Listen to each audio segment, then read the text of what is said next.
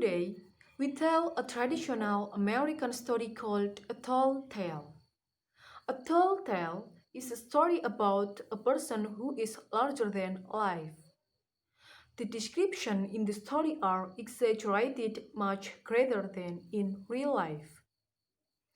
This makes the story funny. Long ago, the people who settled in undeveloped areas in America first told tall tales.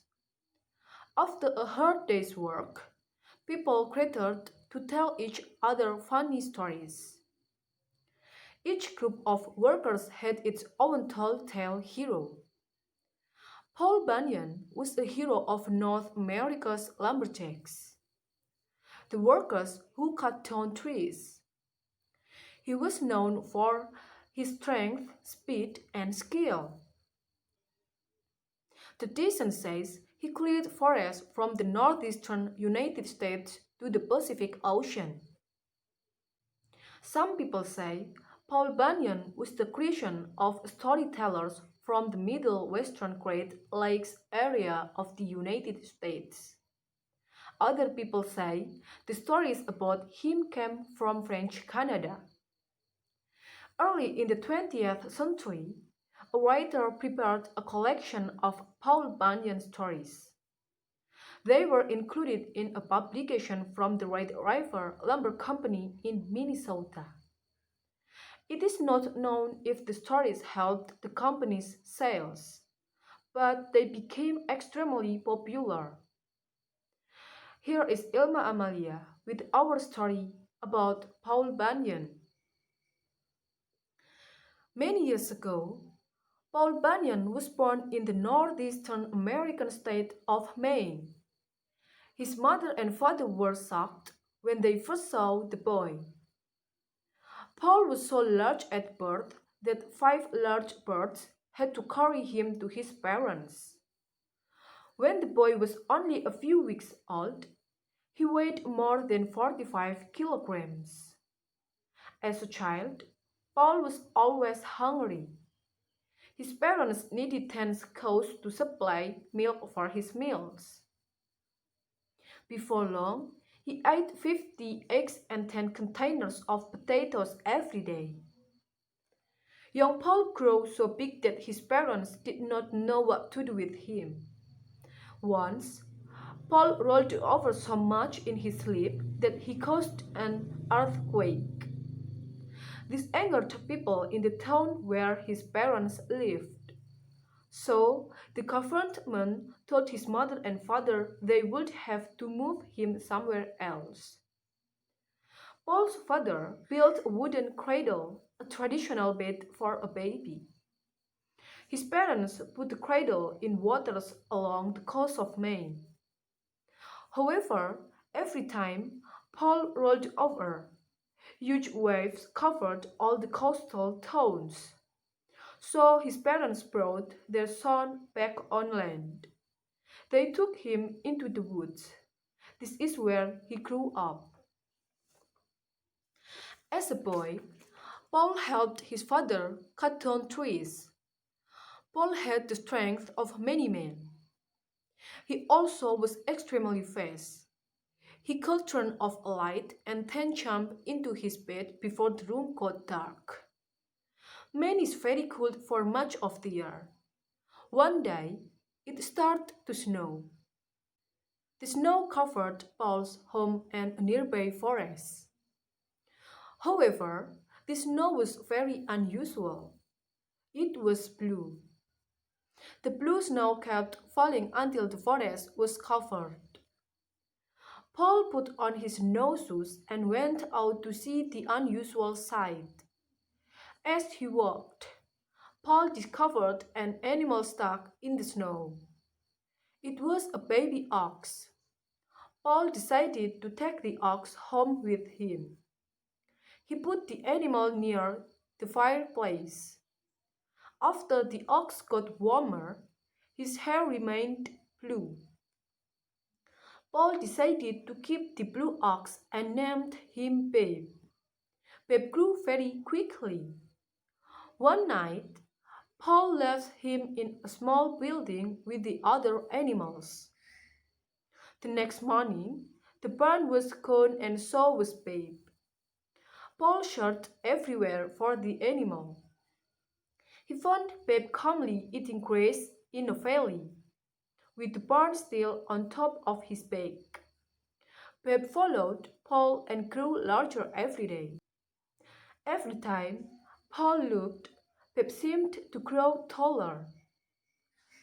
In those days, much of North America was filled with thick, green forests. Paul Bunyan could clear large wooded areas with a single stroke of his large, sharp axe. Paul taught Babe to help with his work. Babe was very useful. For example, Paul had trouble removing trees along a road that was not straight. He decided to tie one end of the road to what remained of a tree in the ground. Paul tied the other end to Babe. Babe dug his feet in the ground and pulled with all his strength until the road became straight. In time, Paul and Babe the Blue Ox left Maine and moved west to look for work in other forests. Along the way, Paul dug out the Great Lakes to provide drinking water for Babe. They settled in a camp near the Onion River in the state of Minnesota. Paul's camp was the largest in the country. The camp was so large that the men had to have 1 week's supply of food when walking from one side of the camp to the other. Paul decided to get other lumberjacks to help with the work. His work crew became known as the 7 Axemen. Each man was more than 2 meters tall and weighed more than 160 kilograms. All of the axemen were named Elmer. That's why they all came running whenever Paul called them. The man who cooked for the group was named Sourdough Sam. He made everything except coffee from sourdough, a substance used in making sourdough bread. Every Sunday, Paul and his crew ate hot cakes. Each hot cake was so large that it took 5 men to eat one. Paul usually had 10 or more hot cakes, depending on how hungry he was.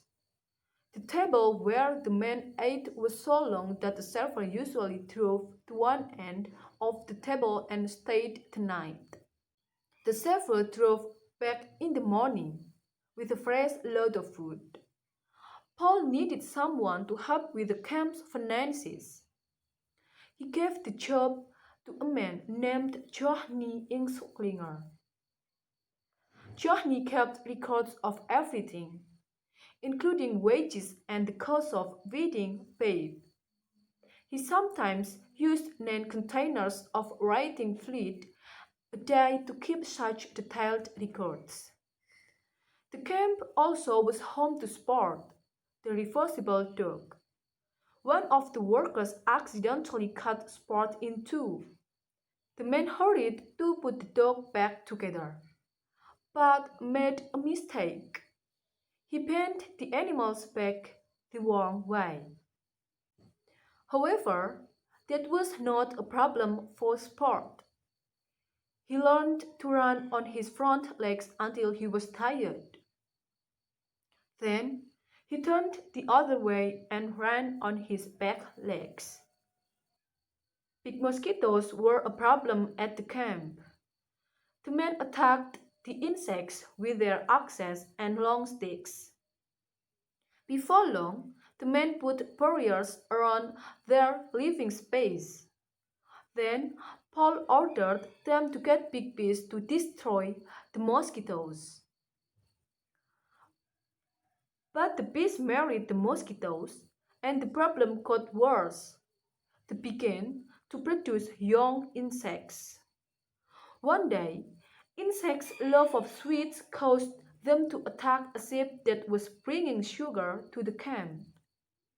At last, the mosquitoes and bees were defeated.